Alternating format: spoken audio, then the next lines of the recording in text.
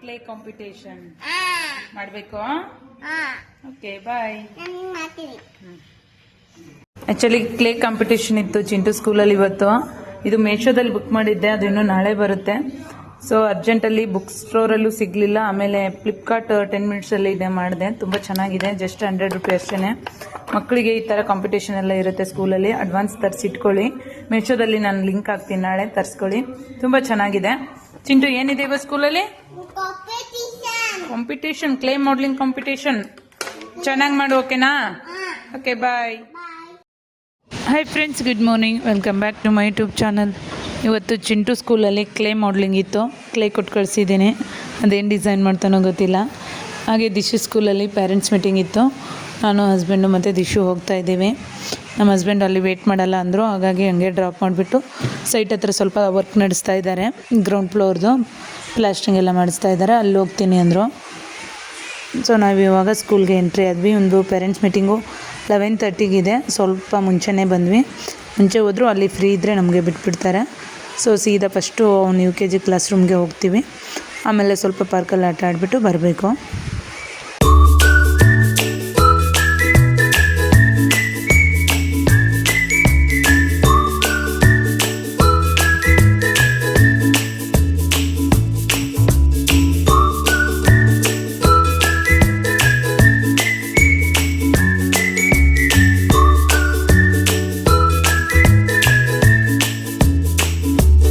Parents meeting ಎಲ್ಲ ಮುಗಿಸ್ಕೊಂಡು ಬಂದ್ವಿ. ಮುಗಿಸಿದ ತಕ್ಷಣ ಫಸ್ಟು ಓಡಿ ಬಂದುಬಿಟ್ಟ ನನ್ನ ಮಗ ಪಾರ್ಕಿಗೆ ಆಟ ಆಡೋಣ ಅಂತ.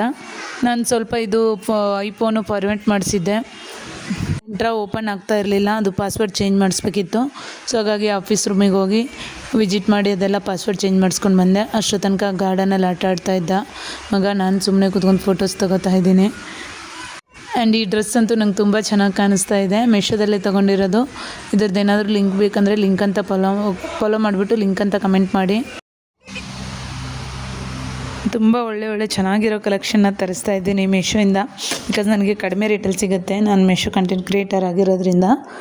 ಹಾಗಾಗಿ ಯಾರಿಗಾದರೂ ನಿಮ್ಗೆ ಇಷ್ಟ ಆಗಿದ್ದರೆ ಸಾವಿತ್ರಿ ಇ-ಕಾಮರ್ಸ್ ಅಂತ ಒಂದು ಪೇಜ್ ಇದೆ, ಇನ್ಸ್ಟಾ ಪೇಜು.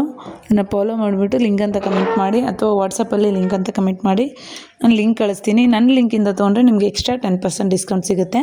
ಸೊ ಹಾಗಾಗಿ ಹೇಳ್ತಾ ಇರೋದು ತೊಗೊಳ್ಳಿ ಅಂತ. ಸ್ವಲ್ಪ ಆಟ ಆಡಿದರು. ಫ್ರೆಂಡ್ಸ್ ಎಲ್ಲ ಸಿಗ್ತೀನಿ ಅಂದರು. ನನಗೂ ಟೈಮ್ ಆಯಿತು ಅಂತ ಬಂದುಬಿಟ್ಟೆ. ಬೇಕಾದ್ರೆ ಚಿಕ್ಕ ಮಗನ ಕರ್ಕೊಂಬರ್ಬೇಕು. 12:30ಗೆ ಅವ್ನು ಕರ್ಕೊಂಬಂದುಬಿಡ್ಬೇಕು. ಹಾಗಾಗಿ ಇಲ್ಲಿಂದ ಹೋಗೋಷ್ಟೊತ್ತಿಗೆ ಅರ್ಧ ಗಂಟೆ ಬೇಕು.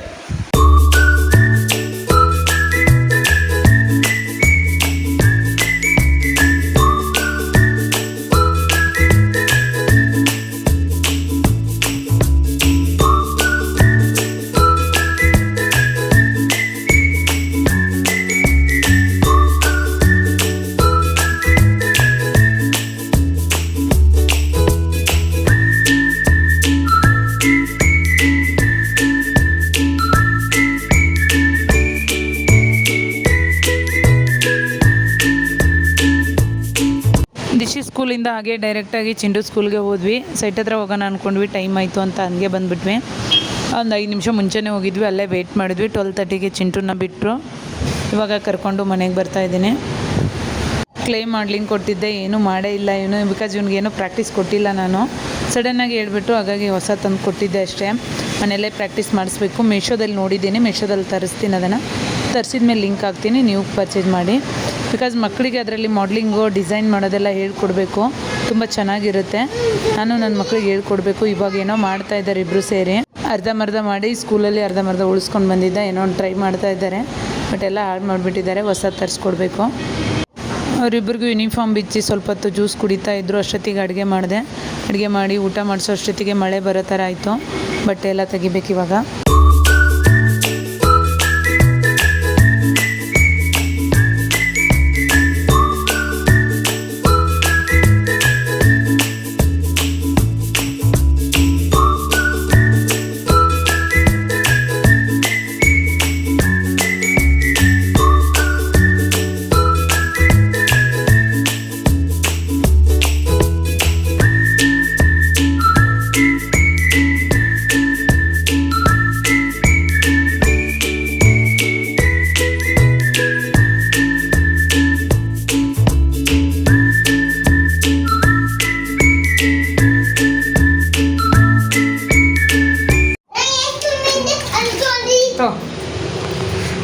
ಬೆಂಗಳೂರಲ್ಲಂತೂ ಮಳೆ ಮೋಡ ಆದಂಗೆ ಆಗುತ್ತೆ, ಜೋರಾಗಿ ಮಳೆನೂ ಬರಲ್ಲ.